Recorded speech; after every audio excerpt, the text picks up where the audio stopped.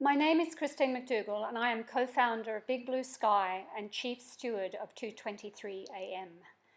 Big Blue Sky is an annual event designed to convene and coordinate citizens to co-create moonshot projects to increase the commonwealth of community. Dr. David Martin, a world expert in innovation finance, our guest in this fireside chat, is on the Values Council of the Big Blue Sky Trust and has been integral to the creation of Big Blue Sky. This fireside chat was recorded May 9th, 2016. Thank you very much for coming. David, I met in 2006. Actually, I met him through an audio recording when he was speaking at an Arlington Institute think tank on the subject of the coming implosion of the global economy, and he was speaking about this not from a predictive sense, which is what I found very fascinating, but he was speaking about it really naming a sequence of events that if you stepped back and really looked at them, you could only end up at the place that we're generally familiar with now as the global financial crisis of 2008. And so part of hearing this conversation with David led me on a path of recognizing first and foremost that I was definitely a pawn in a very big game, and that along with most of the rest of the world, and that I needed to get myself educated. So I don't begin to profess to have a lot of the depth that you'll find that David has, but one of the reasons that I wanted to convene this conversation is because there is a lot, I think, that we as citizens can do and community to do that will make a difference to the future of the global economy and the effects it will have on us as a local community, but also as Australian citizens. And so that was the purpose of bringing David here. So thank you very much. Lovely to be here. So we're going to start, and how we're going to start with this is we're going to draw the arrow right back. We're going to start with a historical perspective that brings us to today, and then we're going to look at the some of the coming scenarios that I'm sure you'd be interested in. And then we want to bring it back into a more local view, so looking at it from the Australian national point of view, and then bringing it even closer into a regional point of view, which is what we as a region and a community have the capacity and the ability to do. So on that basis, let's draw the arrow back. And how far shall we go? Is it back to World War II, or are we going to go further than that? Well, to understand the current dynamics, we definitely want to go to 1935. Okay. And really build out the architecture from 1935 forward. But to set the historical context, the comedy really starts in 1776, and that period from 1776 to 1815, which is when the framework for how global trade, tax, and finance policy were kind of done sub rosa, so that the public really didn't understand what was going on. So there's a bit of that sets the stage for the Second World War. And that's how far back the arrow really gets drawn. So if we start all the way back, I think it's important for people to realize that the financial model that we have, which is the industrial complex model, which looks at a human laborer as a finite time period. They, are useful when they can go to the mills, and they cease being useful when they're injured or they can't go to the mills anymore. That framework was born in 1776, Adam Smith, The Wealth of Nations, and so forth. And that happens to coexist with the formation of the United States, also in 1776, which was the social experiment to the economic experiment. So these two things co-emerge simultaneous. Right. And what I think a lot of people don't realize is that the US economy, which served as a template for a lot of the rest of the world's economy, was actually never independent. Most people don't realize that the War of 1812, which was a trade-based war, and really had a lot to do with more what was going on in Central Europe and mainland Europe than it had to do with the Americas, The War of 1812 and the Treaty of Ghent that ended the War of 1812 and 1815 created the tax haven policy, which is now what we're living with in the later stages of the economic revolution that we've in. So ironically, allegedly the United States gained independence from Great Britain, but in many respects, with the Treaty of Ghent and the end of the War of 1812, we actually ceded our economic future to Great Britain. Right. And so the comic irony is, if we draw the arrow all the way back, we realize that the fact that we have now tax shelters in every British domiciled island that you can think of, which actually undermines the currency of our current economy. We actually don't have money in circulation. We have money that's parked in tax shelters and tax havens, is a product of 1776 to 1815. And the Second World War, where we really want to start this conversation, is actually just the comic end of an experiment that started in 1776. Right. So just before we go to World War II, what I'm hearing you say is that the British consciously, are you saying that there was some consciousness behind this? Oh, yeah. Created a system that we now know and has obviously become public knowledge, very much so in the recent months as the Panama Papers and so on, created this tax haven sort of opportunity in which a large part of the US wealth is stored. Yeah, and they can have access. They can manipulate that. Absolutely. There must be a way that they can. Yeah, absolutely. And if you look at the fact that in the Panama Papers, if you look at any of the domiciled corporations in terms of, when a Chinese company goes public, it lists through a tax haven in the United States. So even a Chinese successful IPO passes through a tax haven before it goes into the traded markets. Right. So regardless of how we look at it, this master plan, which was fundamentally a reserve-based plan, which says who has the balance sheet controls the fate of the world, right? It's not who has the trading hegemony. It's not who has the industrial hegemony. It's who has the balance sheet. And at the end of the day, Britain got the balance sheet of the world in 1815. Right. And since then has never lost it. And so the comic irony is that we're living in a world where we run around yelling that we were independent. But essentially what we were was this great service class that manufactured tons of wealth that we then dropped into tax shelters and domiciles, and lo and behold, the Crown got what the Crown wanted all along, which was a massive, massive balance sheet, which is what it has now. So just before we come back to World War II, who profits from that? I mean, because I don't think anyone in this room is experiencing profit from that situation. So where is what's the design thinking behind that, and why who's winning that? Well, the biggest nominal winner has been forever life insurance companies. Okay. And the interest holders of life insurance companies. If you go back and look at the Scottish Widows and Orphans Fund, which were the birth of the life insurers, which are the kind of the classic and modern version of largest residual asset holders on the planet, life insurers have two things going for them. They have the fear of mortality, which is a fairly reliable business. Yes. People are notorious for being able to constantly be fearful of their own death. And they have this wonderfully predictable bet in the industrial economy that people will outspend their earning potential. Right. So it's a phenomenal tool. If you create a world in which your sales pitch is you wouldn't want to leave your family with your credit or your hideous consumption, right? Everybody in their back of their mind goes, my God, I wouldn't want to leave my family with my credit card debt, my mortgage, whatever. You have this phenomenal tool. Yeah. That is a constant cash flow in. And then because of the nature of life insurance, you have long-dated assets. Mm-hmm. The expectation is I'm going to get cash today for a future, which is an indeterminate future, but we know it's somewhere between 30 and 50 years from when you make that first decision. And so you have to create economic systems that create artificially long-dated assets. And since the middle of the 1800s, that means mortgages and real estate become subservient to the life insurance markets. That means that large-scale infrastructure, power, utilities, infrastructure becomes subservient to the life insurance duration.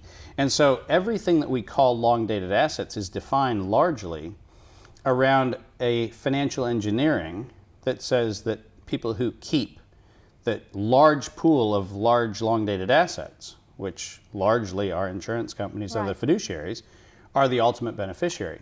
So we have a system that was built on the fear of death, which is a very reliable thing to build a business around. And if you look post-2008, and people forget that the GFC should have taken out balance sheets of insurance companies. But they now have 400% more cash today than they had in the history of the industry. 400% more cash. Forget all the other assets. 400% more cash than they've had in the history of the entire industry, 400-year history.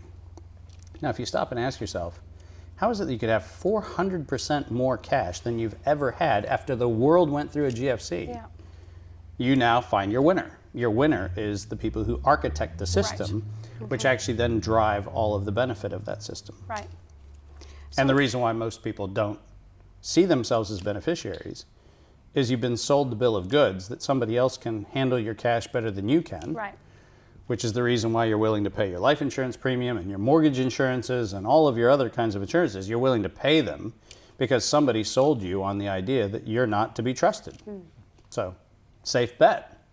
You do that, create an illusion that you can't be trusted, and you've got a very reliable 230-year business model. So there's real winners. There's By real the way, winners. look at where most of them have their corporate assets held. In tax British havens. domiciled tax havens. Bermuda, Bahamas, Panama. Channel Islands. You know, this is not an accident. This was very well architected. Okay, we'll come back to the architecture in a moment. So let's move to World War II and what when we were talking about this, we're talking about the three legs of the stool collapsing. So the upcoming collapse of the next GFC, which actually technically happens in 2017, is a failure of the pension system. That's the proximate. That may be the headline that gets discussed, where you have, for example, in the United States, you have the failure of the Medicare and Medicaid system and the welfare system in the United States, which was established largely under the Roosevelt administration. You have, inside of the U.S. economic problem that is emerging, an underfunded pension system, which is overweight national debt.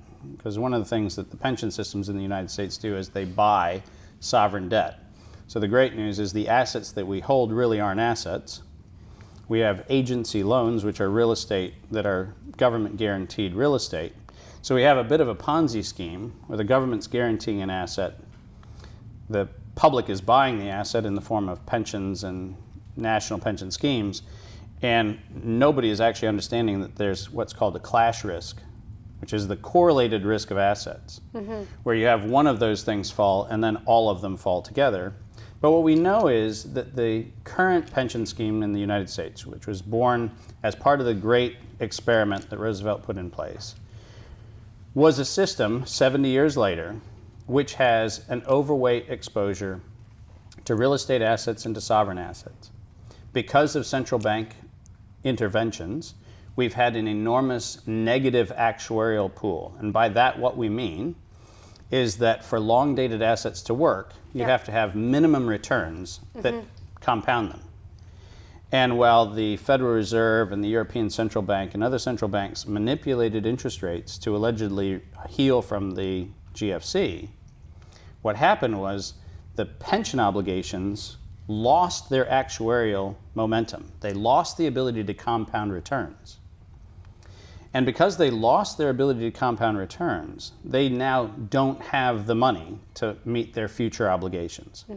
So officially, in the first quarter of 2017, Medicare and Medicaid in the United States and a lot of the Social Security infrastructure will have a net 21% degradation in cash value. Now, what does that mean? That means that the money that's supposed to flow out to beneficiaries has to be reduced by at least 10%. Some estimates are as much as 14%. Right. And the tax that's required to run out of money, and you've heard what I said correctly, Yeah. the tax that's required to run out of money in 2035, which is the official death knell of the pension system in the United States, so that we can have a soft landing, Yeah. which means it's gone Yeah. forever, we have to increase Social Security tax by 12%. Now do the math on that. Take 12 to 14% out of the distribution side Yep. and tax every working laborer at least 12%. So now you've created this giant negative cash flow, which has a net economic effect that says discretionary income falls by 21% in the United States. Take 21% of discretionary income out of any economy and tell me what happens. That's not a Great Depression. That's something we've never seen. We've never seen a net loss of 21% effective buying power of an economy, ever.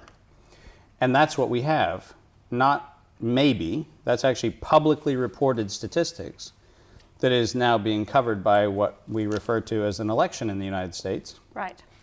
where neither party is talking about the glaring omission, which is the holy crap moment. So pensions are the approximate cause. Yeah. But if we actually deconstruct the three legs of the stool, there's a bigger underlying problem. Yeah.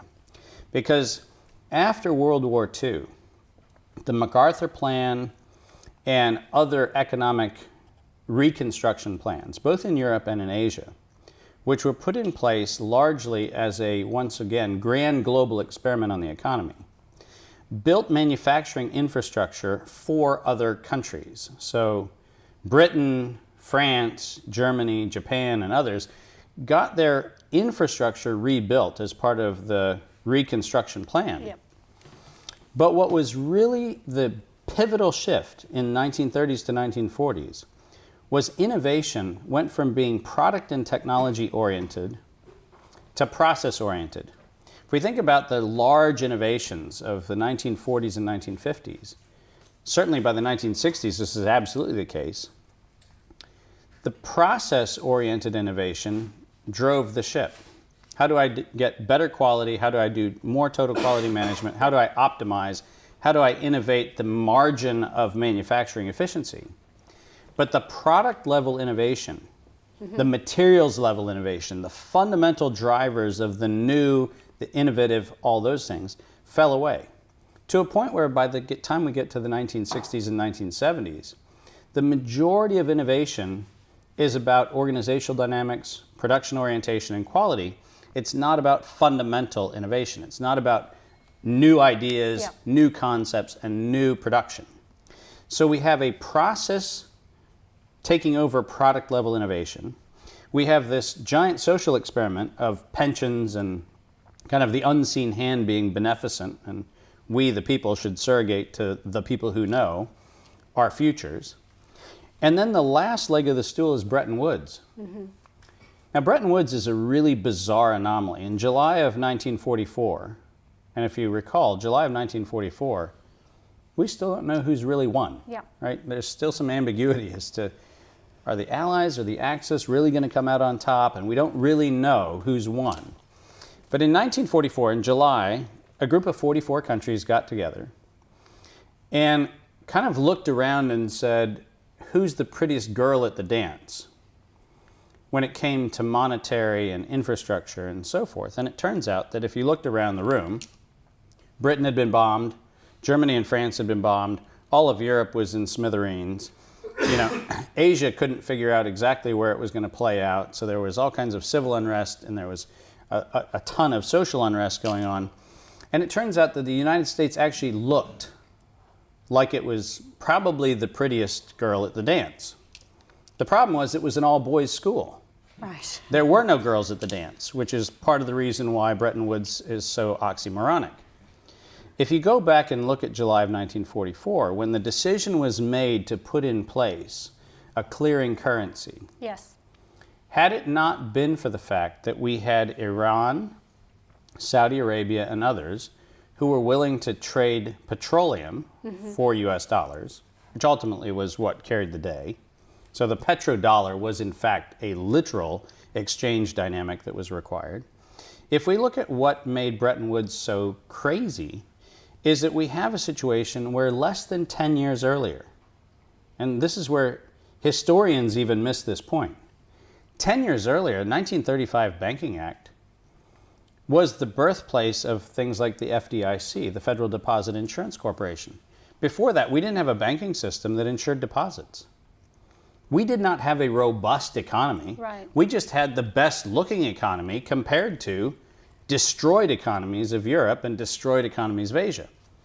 But we didn't have a healthy banking system. We didn't have a healthy currency system. We didn't have a healthy trade system. We just didn't have the brokenness that everyone else had. And I often point as a social metaphor to drive this point home is if you look at early James Bond movies. Mm-hmm. Now remember, Ian Fleming wrote most of his pieces in the second half of the 20th century.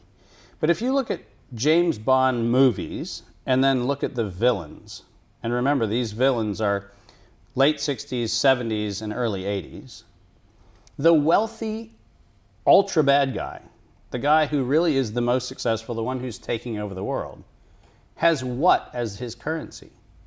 And remember, this is post-war and post-Bretton Woods. The wealthy, ultra-wealthy, uber-bad guy has Deutschemarks. Now, how is it that even at a social metaphor, after Germany allegedly was bombed into compliance to be subservient to the rest of the world, how is it that the Deutschemark retained its ability to be the metaphor for the most robust currency that the ultra-wealthy man would have? Mm-hmm. Well, the answer is quite simple. The Deutsche Mark pre the war, the Deutsche Mark during the war, and the Deutsche Mark after the war, all the way to the mid-70s, was actually a productivity-linked currency. It actually was built on the faith in currency of the utility of the German innovative infrastructure. Yeah. That's what it was supported by. And the rest of the world, including our social metaphors, respected that. And when we look at the fact that in 71 and 72, when the US goes off the gold standard and when we start slipping into the we don't really know what our currency is based on, because we don't really know what our currency is based on, the illusion that we pumped up was an intervention-based illusion. It wasn't an industrial manufacturing illusion. It was a service illusion, not a production illusion. And so Bretton Woods created this moment in time where multilateral agencies, the UN, World Bank, IFC, all of these things come into play. And the problem is that music box will keep playing as long as the petrodollar keeps playing. But here's the problem. We now have a collapsing oil dollar. And now all of a sudden people are going, well, if oil starts slipping, then doesn't all of the things that depend on oil trade also slip with it? Well, the answer came in very loudly and clearly 2 years ago, which is as Brent crude fell, and as West Texas crude fell, and as all the oil prices fell, the relevance of Bretton Woods went with it. Mm-hmm. And the subtle black swan that people will talk about several months from now, and people will go, oh, who could have seen it coming? The answer is all of us saw it coming and we didn't pay attention. But the black swan that ended Bretton Woods was a little tiny construction inside the World Bank called a special drawing right, or SDR. Mm-hmm. Now, a SDR is essentially a hedge in the form of currency where you can get money from the World Bank or you can get money from a multilateral agency and you can elect to pay it back in a future yet undefined currency. Right. So I get my loan in dollars, but I may pay it back in euros, I may pay it back in renminbi, I may pay it back in a basket currency that doesn't yet exist. And if you look at the World Bank and the IFC financing, publicly disclosed deals, large infrastructure deals around the world, started being denominated in SDRs. And the public has paid no attention to that. Well, what that means is that people in the know Yeah. knew that this was coming. And they knew it was coming a long way back because they built SDRs into their template. So they knew that multilateral agencies were ultimately going to roll off the dollar because it was literally built into the foundation of the multilateral agency. But the public has not been told that. The public is given this illusion that somehow the dollar is the hegemonic currency forever and ever and ever. The fact of the matter is the people who agreed to Bretton Woods agreed that it wasn't. Yeah. So the three legs of the stool, the pension system, which is a continuation of the life insurance industrial economy metaphor, the collapse of the dollar that denominates Bretton Woods-based infrastructure, and then this very phenomenally interesting, innovation shift, which made Deming a hero and kept an Edison or a Tesla from ever coming out again. Right. Those three legs all collapse. And they all collapse probably around the pension system failure. Right. So I'm going to ask you a question because I'm sure other people are thinking about this in reference to innovation. Has there been ever, in recent times, has there been a switch away from process-based to more innovation in any recent times? I mean, is there anything that we can look at that can go, there is a focus on innovation, or there's been a circling back to that, so can you speak to that? Well, I think it's important to separate innovation from incrementalism, and I think that this is a mistake that we make in our economy today. Okay. We think that when Apple decides to change the shape of a rectangle to a rounded rectangle, right, that's innovation. We think that slide to unlock as a way to unlock our phone is innovation. Never mind the fact that sliding things to unlock things has been around probably as long as at least the locks that are working in temples in Egypt from, 3,000 years before the Common Era. This notion that incremental improvements or function-based incrementalism is innovation is a gross mistake. It actually does what the GFC proved about the real estate market. When you take 30-year assets called real estate and you pool it with consumer credit, which is what happened in the GFC, you take a fixed-dated asset and you turn it into a variable asset. When you do that, you collapse an economy. That's what happened in 2008. The same thing is the case with innovation. If you take fundamental materials science, you take fundamental materials organization, and you start doing some interesting things with it, you actually build industries that can evolve over time.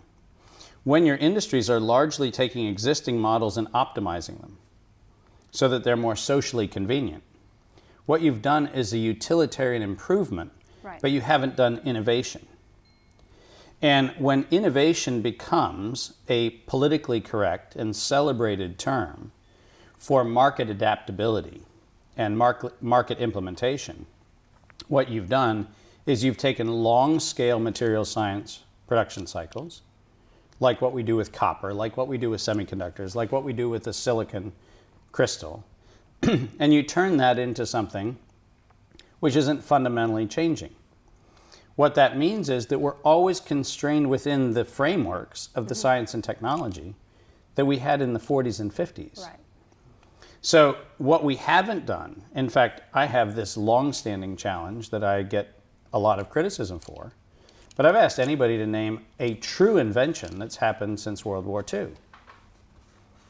I don't care whether you're talking about solid fuel rockets. I don't care if you're talking about radio antenna. I don't care if you're talking about electronic commerce. I don't care if you're talking about any of those things. The fact of the matter is, you'd be hard-pressed to get an audience anywhere to identify something that truly was invented since the Second World War. Now, to be clear, that doesn't mean we don't have contexts that have shifted that says we can move things more efficiently and we can shovel data a lot faster and we can stack it a lot neater. But we haven't done fundamental question the underlying assumptions level invention for a long time. And people point to alternative energy as a place where they want to go. But ask yourself, solar photovoltaics, how old are they really? in the physics behind that, the ability to look at energy levels of photonic capture across different planes inside of the solar cell has been around a long time. How long have we operated with the same horrible efficiencies? Less than 27% Right. energy harvest. The fact of the matter is, we've been doing that since the giant, everything in the world was going to change energy crisis of 1973. Right. Now, can we make solar cells a little faster? Yes. Can we make more of them? Yes. But that's not invention. Right. That is incrementalism Right. for the purpose of consumption. Yes. And so one of the grave challenges is when we look at society and say, what is our resilience plan if we have pension failure, if we have banking failure, if we have currency failure, if we have all of these other systems that after 70 years old are starting to break their hips and fall over? What is the go-to plan Right. that says, hey, we the people know that we can actually go back to material science and start playing with material science, or we can start going to other things and start playing with them? And the fact is, we don't have education systems for that. Yeah. We don't have laboratories for that. We don't have business process innovation for that. We don't have a robust laboratory experiment that says, here's a model that works. Those are not commonly accessible. So the concern that we really fundamentally have as a public is that we have this phenomenal engine that has been propped up through intervention for the last 70 years. And when the engine stops running, the emperor having no clothes is going to be super visible. Right. And we're going to see that we actually haven't fundamentally done as a people what we are actually required to do as a people, which is to lead, challenge status quos, push boundaries, understand what is the known and the laws of the universe and laws of physics, and what are just the consensus illusions. Right. So just before we move into the future, I just want to give a little bit of context to that, because I know that you have spent the last 25 or so years building a huge database of, or huge storehouse of innovation, something like 88 million 88 million patents stored on your servers and so on. And so when you're talking about innovation, you have the opportunity to look on a daily basis at the inside of, I sort of use it like Google, the Google of patents and innovation. And so this is not something that you're making as an idle comment. This is something that you're making as a daily observation in your life experience. Yeah, that's a great point. And one of the things I love about that point is for years, people thought I was just dogmatic. Yeah. Yeah. They were probably right. Yeah. Probably was dogmatic. But several years ago, I decided to prove it in terms that they would understand. Yeah. And so several years ago, we decided that if you want to really show that what you're measuring and the allegations you're making about invention and innovation are true, the best way to do it is to take the top of the market, the largest asset holders, the largest industrial complexes in the world, which are Russell 1000 equivalent large corporations publicly traded around the world, run our analysis on what's the difference between invention, innovation, and incrementalism. Yes. And then invest in equities that are invention heavy and incrementalism light. Right. So the thesis is simple. If I'm right, and if the way I look at my data is right, I should be able to pick out companies who have the highest probability of succeeding in forward market opportunities because they're the most innovative companies. And if you can do that in the largest cap companies on earth, then you're probably measuring something correctly.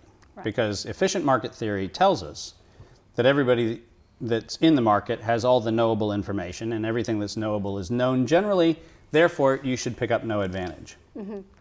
Tiny problem. Since we launched our Purple Bridge Fund strategies, we have a typical 108% outperform of the industrials indexes. Mm-hmm. Now, 108% outperformance means that I'm measuring something, not a little something. I'm measuring something that is massive. Yep. And it turns out that since my performance is audited, it's not my dogmatic position.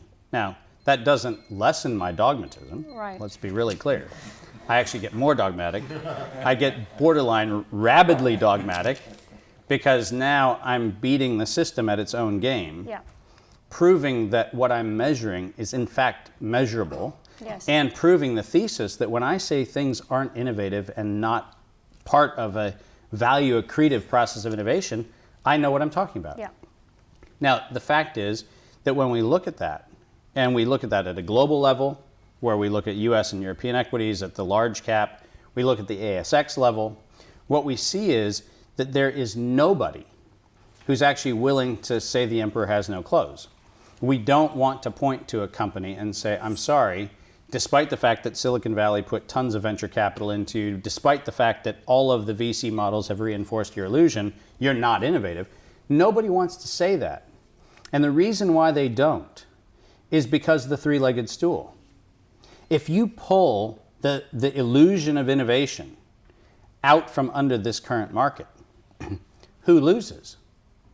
Well, who loses are the pension holders, right? Self-managed, annuity funds here, the super funds in Australia. Who loses? The ETF buyers. 70% of the current market trade is ETFs. Most of the public is exposed to ETFs. ETF is exchange traded funds. right. These things don't have the inputs on what's inventive, what's innovative, and what's incremental.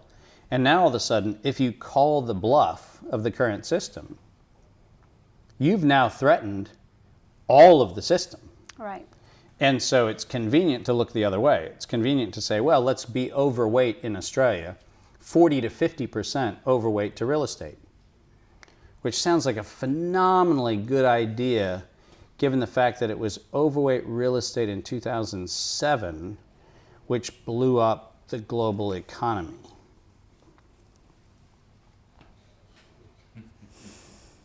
I mean, if you were writing the novel Yep. and you had the most inept person who doesn't know anything about finance running the finance ship, you wouldn't come up with that genius plan. That is the single dumbest exposure that you can imagine, and that is the economic policy that is currently fueling the economy. And you just sit back and go, well, when it flames out, it's not an accident. And the people who are winning, and this is really critical, the people who are winning are selling product. They are not selling risk, they're not selling guidance, they're not selling wisdom, they're not selling insight, they're selling products. And as long as you can keep that merry-go-round going and keep the illusion that, hey, you're buying your mortgage, but your mortgage is really underwritten by the government who's guaranteeing part of your mortgage. And by the way, what's that guarantee based on? Oh, that guarantee is based on real estate assets held by the government in pools of real estate assets. That's called a Ponzi scheme in any system. Yeah. But we call it real estate investment support for the Australian economy. Right. So in this, are you speaking in this regard specifically to the Australian economy, or are you speaking in reference to other economies around the Oh, no, world? we can go across Europe Yeah. and we can see the same thing. I mean, Right. Europe is notorious for saying, let's not tell people how many times they're exposed to the same risk. Right. So we're going to pretend that you have investments in the financial markets. If you look at the ASX, allegedly, if you have a exchange traded fund that's tracking the ASX, you have a bunch of financial services exposure. Mm-hmm. How many of those exposures are real financial services, and how many of those are real estate asset holding companies? Nobody asked that question. But if you look at the balance sheets of those institutions, you find out what assets they're holding. And the majority of the assets they hold are real estate. So now, when I do an asset allocation, and if I'm a financial manager, a financial analyst, I'm supposed to help you understand your risk profile, and I'm supposed to help you diversify. So now you've got your real estate at 30 plus percent, and you've got your equities over here at 30 to 40%. But the problem is your 30 to 40% equities is 50% real estate. So how much real estate do you really have? Those kinds of conversations don't take place. Yeah. And the public then is shocked when all of a sudden the bottom drops out. Why are they shocked? They're shocked because the advisors never told them that when you're buying a bank equity, you're really buying a balance sheet filled with the same thing that you've been told to go overweight because the government's behind it and going to guarantee it. So it's just this ongoing kind of financial product collusion, which we saw in the early 2000s, and it's happening again, but it's happening at a bigger scale. And so it's happening in Europe, it's happening in the US, it's happening in many South American countries, and it's definitely happening in Australia. And for some reason, we didn't get the memo in 2007 that this was a really bad idea. So we've taken a really bad idea and made it worse, because that's the level of creativity that we have. Okay, so moving forward, you mentioned 2017, and I know in another conversation you've talked about in Australia somewhere in the early 2020s. Yeah. So can you speak about some of the events that are scheduled to occur, as in actually scheduled? Yeah. So the pension failure piece, which is this fundamental architectural failure, is something that, because of the central bank manipulation of interest rates since 2008, 2009, is unfixable. The good news is we're in for this. So we don't have a mechanism to fix it. We lost the momentum of compounding interest, which means that people are not going to die fast enough to live to the end of their pension actuarial horizon. Right. So when people find this out is going to be variable. I always think that the worst thing to aspire to right now is to be president of the United States in the 2016 election. Because President Hoover, who famously presided over the Great Depression, is going to look like a walk in the park compared to what the next president of the United States will be painted with. History will not be kind to either of the potential candidates. So I'm delighted that neither one of them is that great a person. So the fact that they'll live in kind of this rather maligned view of history, which, by the way, they'll have nothing to do with. The funny thing is they'll be blamed for something that was put in process long before they ever showed up on the scene. The bad news is they're going to get blamed. The good news is these are people that if they get blamed, it's not like we have great human beings who are suddenly devastated. So that's awesome if you're going to pick who's going to take the fall. But what happens is that we have this thing, which is going to be this breakdown of the pension scheme. And the question of intervention becomes fabulous, because what we'll have to do is figure out who's going to buy debt, which is how the U.S. solves problems. The way we solve problems is, actually we have two ways to solve problems. We declare war on people, which is phenomenally effective, and we sell debt.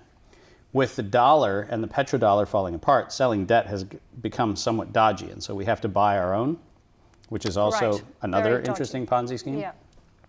But we're not the only ones that do that. If you look at the Australian superannuation financial model right now, you find a very interesting statistic, which is Australians are saving tons of money, and there's trillions of dollars or hundreds of billions of dollars of unallocatable assets right now. So Australia is trying to find markets for them. That should alarm everybody who hears that. If there is more money that's floating around than we know what to do with, maybe then there's more money floating around than there should be money floating around. Maybe we have an excess supply of currency. And one of the things that the Australian public doesn't understand is that its currency has been subjected to a number of speculators who have decided that because Australia has very favorable economic conditions, largely driven off of historical resource-based economies, and currently people are fairly robust about Australia's future because of its trading relationship, largely with China. There is this notion that somehow or another this is a great place to do business and to park capital and to invest capital, which is actually a wonderfully true thought. The problem is we actually don't know how many Australian dollars are really supported by the Australian economy and how many Australian dollars are really supported by speculators who are actually using the Australian dollar as a means of hedging other currency risks. Now, this is a very delicate situation because officially as an outsider, I'm not supposed to know this and not supposed to talk about it. But I, because I'm an outsider, love to speculate and talk about this. I think that what you have is somewhere between 13 and 17% conservatively of the Australian dollar that doesn't really exist. And by really exist, I mean it's not supported by any economic engine. It doesn't have a basis of value. It doesn't have a basis of future productivity. It doesn't have a basis of anything. I think it's largely financial speculation. Compound that with the fact that you have a lot of international interest in your financial institutions and your real estate market. And now that number could go as high as 25 to 30%. Right. So what's the real value of the Aus dollar? Well, the funny thing is nobody can answer that question because it is part of this intricate web of other currencies.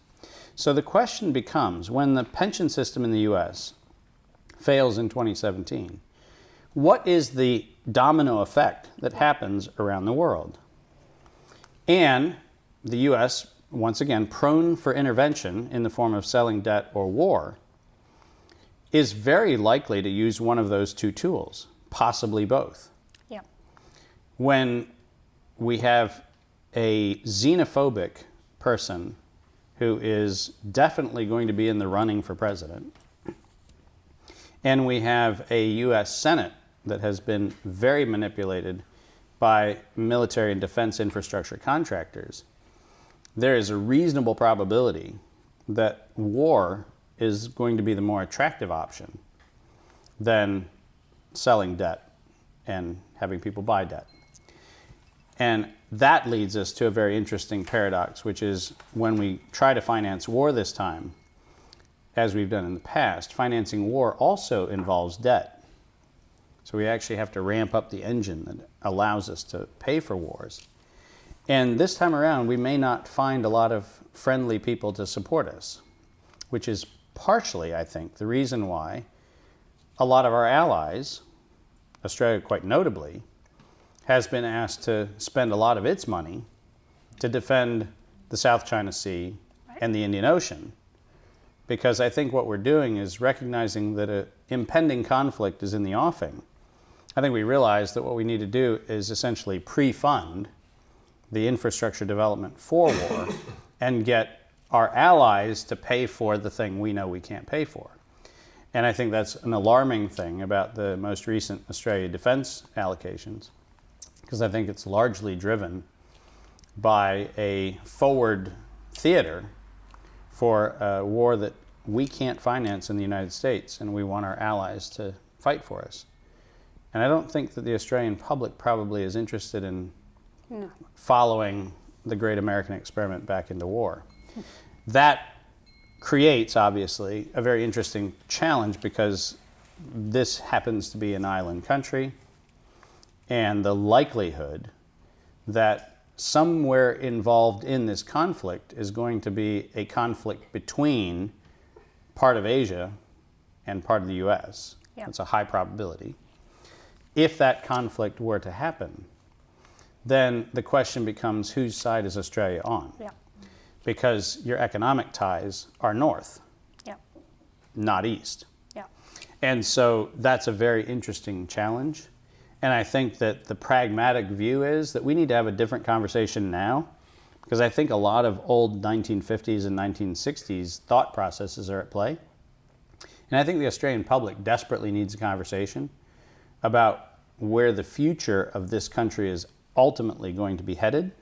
Because the conversation that's not happening right now is actually allowing a vacuum to be filled by a very few people who actually are very, very committed to a very old model.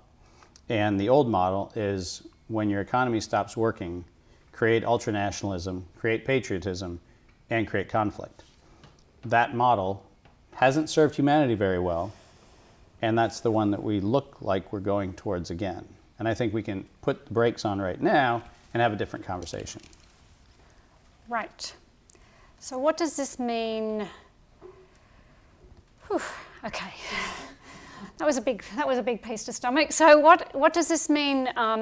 Okay, for Australia as, because we're not having this conversation. I mean, I've never heard anyone. I'm not reading about it. I'm not seeing it. It's not there. It's not happening. But I also know that just my own sense, the sentiment in Australia is that no, we don't want to go and fight somebody else's war, particularly with a country that we've got a lot of engagement with. So so that's going to create an issue. So let's bring it back to what we can do. Yeah. And let's turn this around to something that is, because as discussing earlier, most people think that our whole system is just, it's the only one we have. It's a bit like you think that we've only got a Macintosh system when we've actually got choice of many, many different ways of accessing the internet. So what can we do? What are the things that we can do, both as a nation and also then looking at what we can do as community and as individuals? Well, the great news is, for starters, conversations like this need to happen, and they need to proliferate. There needs to be an awareness that says, let's examine the operating system that we think we're using. Yes. Because most people have no idea. I mean, the fact of the matter is, I'm often criticized for either being a futurist or being some sort of prophet or whatever. And having all these kind of crazy harebrained ideas of that there is a future and we could do a better job than what we're doing. And I'm often criticized by people who are certain that we must be operating on the best system we've got. Right. And that's ludicrous. We are operating on a horrible system. Yep. It was created on a debt-based, death-based illusion. So that's a terrible foundation. And that foundation includes people who are miserable, who are working for pathetic salaries, hoping to one day retire from the miserable job that they have so they can spend the last 30 years bitching about the job that they had. And hopefully going to Bali once before they die. Like, that's the best we've got working for us, and we defend that. And my argument would be, how about we do things that are so freaking interesting that we literally do them to the moment that we keel over next to the person who's equally engaged and equally passionate, and they keel over with us or whatever. Like, what if we didn't have a model that said, let's prostitute our time and our efforts for the thing that makes us miserable, so that one day we can escape that misery and kind of create this nonsense, very Protestant, heaven on earth illusion that says, I'll put up with the purgatory for the pearly gates of my pension. Which isn't going to be there. Which, by the way, isn't going to be there. So the good news is heaven is gone. There you have it. Heaven is gone. There is none. There will be no St. Peter. There is nothing. So if we actually start with the situation, which is the promise is already broken. The future is not going to happen. So what we've got now is now. But what we need to do is take a step back and say, are we doing things that are productivity linked? Now, what that's going to involve is an immediate emancipation of enclosure-based systems. Now it's about network systems. It's about what I refer to as covalent models. How do I as an oxygen, how do I as a hydrogen figure out how to share electrons so that we can make water? Because flowing is more interesting than floating around as gas. We want to have water. We need to figure out our covalencies. Now, what does that look like? What that looks like is doing a deep interpersonal community, however we define community, small scale, medium scale, city, state, national, international. How do we build covalency models that says, this is what we bring to the table. These are the things that we steward. What are the things that you steward? And what new molecule of cooperation, what new molecule of opportunity can be born from us working together? Now, the irony is that if we do that correctly, we're going to find out that most of the time, we don't need to have a central reserve-based currency to make that work. One of my favorite examples of this was Rabobank. When Rabobank was formed in the Netherlands, it was a recognition that wheat harvests happen on one cycle, millers grind that wheat on another cycle, and bakeries bake bread on another cycle. And what Rabobank found its role to be was just the blending and the smoothing of those cycles. Right? It wasn't about extortionary lending, and it wasn't about getting usurious capital returns. It was about being the trusted agent that says, I can hold on to the wheat production long enough for the miller to create the flour, which is appropriately created for the baker to use in that daily value. And what I'm doing as a bank is mediating the flow of capital in a network. If you look at that model, it's proof, by the way, that capitalism works. but not extortion-based, Right. not productivity decoupled capitalism. Yeah. What that was a system that was created to make sure currency could flow at the right level and at the right pace. Yeah. Now, what did that mean? That meant that there were a few wheat farmers, there were actually fewer mills, and there were a lot of bakeries. So the other thing it did was it actually made capital flow at scale. Yes. Right? The baker didn't need to have venture capital of $1 million to get started. They needed an oven. They needed to buy this week's flour. So they had a short credit duration and a very short, small credit requirement. The miller had to create a giant infrastructure, had to have water access, had to have giant stones and wheels to grind things. They had to have a very long-dated asset. And they had a huge long-dated asset. They needed to be able to have capital to build out an infrastructure that would take years to pay itself back.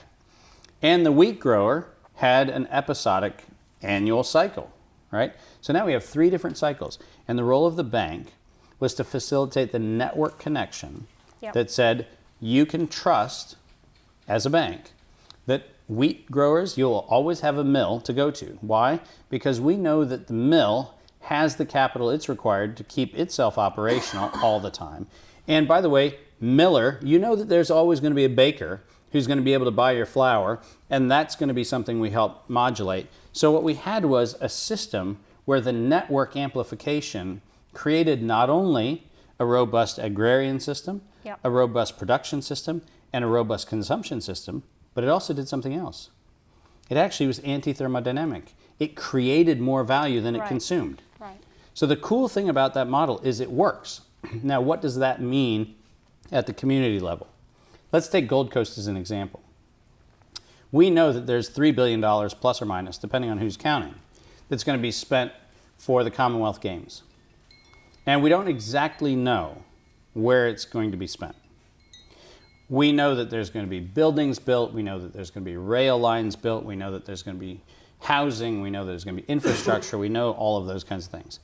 But we don't know, for example, for the 10 days that there are hundreds of thousands or millions of people here, we don't know exactly where all the municipal waste is going.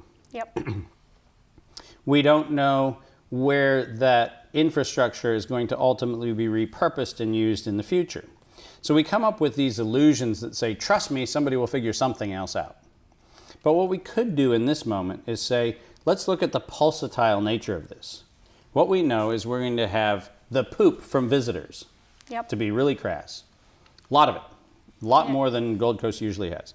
You currently have 500,000 anuses. You're going to have 1 million, whatever. So for 10 days, you're going to have an enormous gray water production. You're going to have enormous black water production. Right now, how are we going to use that to say that means that we should be able to have very nutrient-rich biomass to create phenomenal growing infrastructure harvested from the butts of all of our visitors? Now, that's a very crude example, but a very good example. What does a system-level process look like?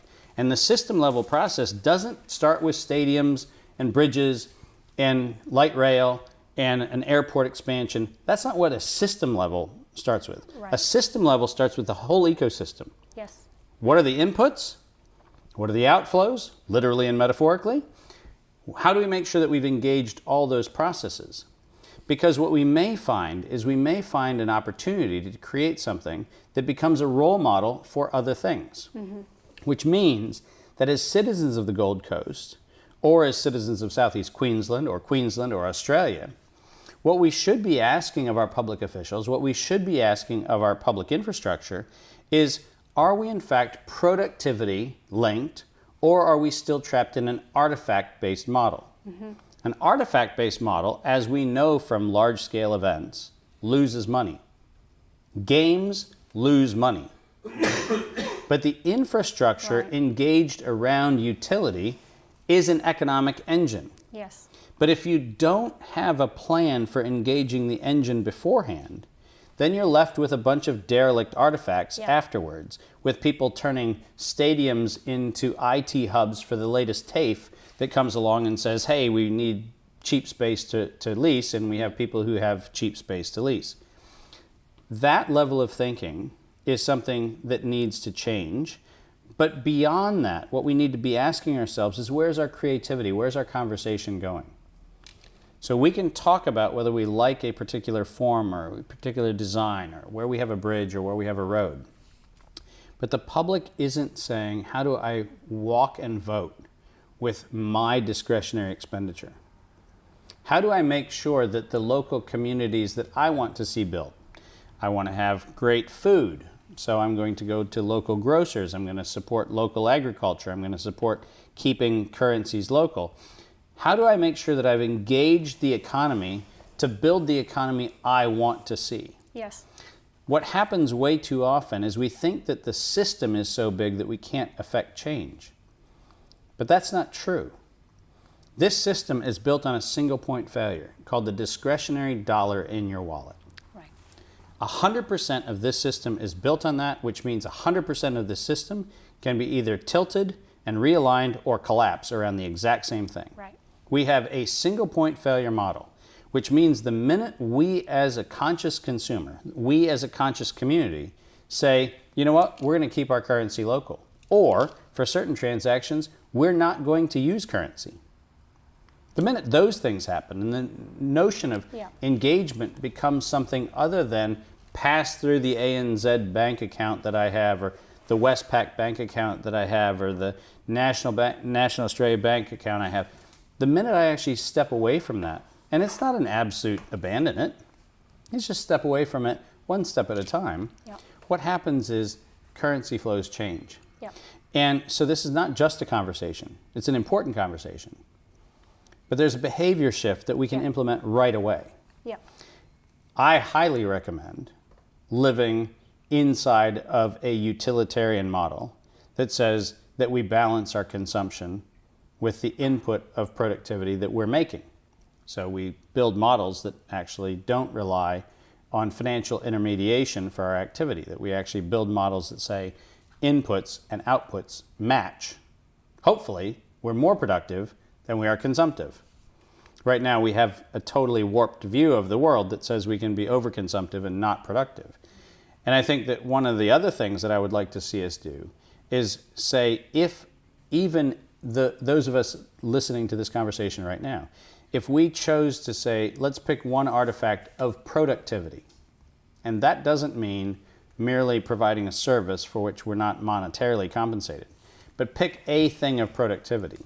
And that can be as simple as providing transport and logistics, opening up our homes instead of having people stay at a hotel. The kinds of things that we really can do, we can start doing today. We could actually start changing how we think about economic models. Because if you look at the total occupied real estate in the Gold Coast, for example, how many homes, how many private residences have an unused bedroom, have an unused kitchen, have an unused whole house? Look at how many vacation homes, all those kinds of things. And I'm not advocating for an Airbnb model, but I'm actually advocating for an Airbnb type logic that says if we know we have latent and unfilled capacity, how do we engage that first and then bring along what improvements need to be made to build out the infrastructure? And while Uber and Airbnb have been interesting social experiments, which show that what I'm talking about is not an illusion, people actually do have latent capacity. If we had an audit of the latent capacity of this region, you'd be surprised at how little of the $3 billion we would need to spend. But that's not who's driving the conversation. And what we need to do is we need to actually change who's driving the conversation, and the people actually can drive it. So just before we wrap this piece, there's another thing that, because this sort of brings it back to Big Blue Sky, which is the seed bed of this conversation, which was really created to have these type of conversations. Right. I mean, that was really the, Lou and I have believed that there are some amazing people in every community who would actually like to get together and change the conversation, and so that was creating a convening and coordinating capacity for that. But I just wanted to point out another thing that we've been looking at, and I'm very interested in that is a solution for some of the things that we've talked about. And it was triggered from my 25-year-old daughter, who has asked me repeatedly, what do I do with my savings? And I have honestly not had an answer, based largely on this conversation that we've just had. Mm-hmm. And so in an earlier conversation, we talked about the possibility of creating a credit-based banking system at the local level, right, which was essentially to enable local communities to fund local business investments on a short-term but very close credit-based relationship. Yeah. And it creates a circular economy, it keeps things thriving, and these are the things that we can do right away. Yes. So there is no question that if we go back and look at what most people view as a conspiracy of the Morgans and Edison, for example, where most Tesla apologists believe that somehow or another Tesla was the victim of this industrial process that took place at the end of the 1800s, beginning of the 1900s. If we go back and look at what made electricity ubiquitous, it was the recognition that local utilities that ran at the marginal cost plus were the most reliable form of economic activity that could scale at any level. They could scale from the small community level all the way up. And one of the things that I like to do is take models and systems that do work, even if they've been hijacked, and learn from them. So if I look at what worked about a public utility, what worked about a public utility was not power generation, but power distribution. Right. Okay. Because the issue was not, can I generate power? The issue was, can I put a grid in place that has enough sockets that draw enough things off that I can pay for the entire rest of the ecosystem? Yeah.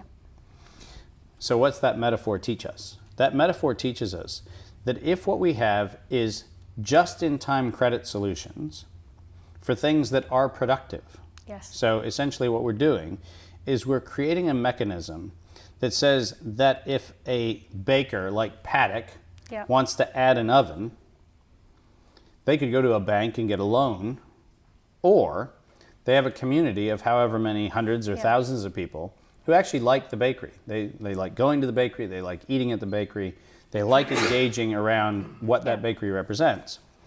And if a community can come together and say, we know that either a new oven is required or we know that an additional oven would create a second opportunity to have another restaurant, there's no reason why a consumer-linked, affinity-linked community couldn't provide the short-term capital where they are repaid in forward value.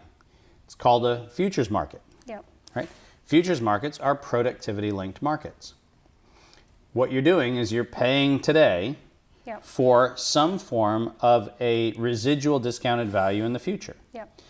That model is a very robust model. It's worked for several thousand years. The entire Mediterranean trade system is based on futures. So the good news is this has worked for thousands of years, continues to work today. What it does is it links the productivity to a community of interest that cares about that productivity. Now the funny thing is people would say, but Dave, that doesn't mean everybody will always get financing.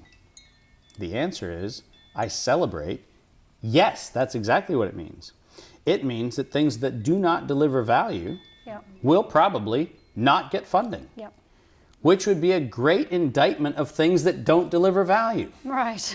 Right? The fact that a non-value producing enterprise can go to venture capital and go to a bank and convince them through sleight of hand, through relationships, through manipulation, hey, give me money. And never once have the validation that says somebody wants the thing that I'm actually supplying is a travesty. It's not an economic model that can work. But if what we do is we say, let's build credit facilities that match the duration, so however long it takes for a Paddock to go through an oven, I don't know how long that takes, but let's say it takes 5 years. So let's create a system that says that the first 1,000 customers who produce capital to create that oven option have a forward discount on their consumption of what paddock makes for 5 years, and they get a return which is more than what they would get on any other return on capital. That system works. And who benefits? Everyone. Everybody benefits. Now, the same could be done with rail projects. The same thing could be done with stadiums. The same thing could be done with roads and infrastructure. And the problem is, if we think about the artifact and we uncorrelate it from the consumer, we'll never have this outcome. Right. We'll take public funds, we'll build roads that people don't like where they are, and they don't like the direction, and they don't like where the exits and the on-ramps are and the off-ramps are, and then we'll try to get people to use them. Or we'll try to disincentivize people by putting tolls up to block people from the thoroughfares that they want to use so that they use the thing that they don't want to use. Like this is the creativity that we currently have, by the way. If we can say, no, let's link it to productivity, regardless of the scale, let's make sure that we've maximized the utility of the artifact and correlated its value to its actual user, that forms the basis for a credit system. Mm-hmm. And it's something that communities can do, and they don't have to do it through the establishment of a bank. They don't have to do it through the establishment of a financial advisory firm. They can do it as a community activity. And as those things are done, and as those things grow, what people will realize is that by keeping currency flowing in the system, wealth accretion actually happens. Yep. Now, the wealth may not be balance sheet wealth. It may be things like you'd like to live here wealth. Mm-hmm. It may be quality of experience wealth. It could be the quality of community wealth. It could be a lot of other things. But it turns out that the central argument of a productivity-linked business model or a productivity-linked capital model is that what you're doing is disseminating value to people who value the thing you're disseminating. And that becomes a very resilient and robust system. So my advice to anybody who actually cares about the future is don't let capital be parked in balance sheets of things that you don't care about or you don't understand or you don't see having value, and use your capital to increase the liquidity of the currency flows in the things that you do value. Right. That's not a heretical idea. That's actually a really robust idea. And I give Thomas Rau in the Netherlands a ton of credit for his work with Philips and with others on this idea of technology or buildings or designs as service rather than artifact, where what you're buying is the forward value of the thing you're using. You're not buying the thing. Right. And that concept of materials as a service or products as a service or any of those things is a very robust step into a future that says that's how we can all get along quite a bit better. We actually make things that last longer. We don't think of ourselves as enclosed owners of things, but we think of them as stewards of the things that we're using. And so our models are utilitarian. They're not artifact driven. These are all really robust tools that we have at our disposal. And so the 25-year-old that wants to affect change is probably going to be more fruitfully engaging their capital if they think of what they like, what are the experiences they have, who are the vendors that they receive value from, what's that infrastructure, and figuring out what those enterprises need as a capital base, and then coming up with value exchanges inside of that system. Great. Very nice. So we're going to take a break, just 10 minutes or so, and then we'll be doing Q&A. Very good.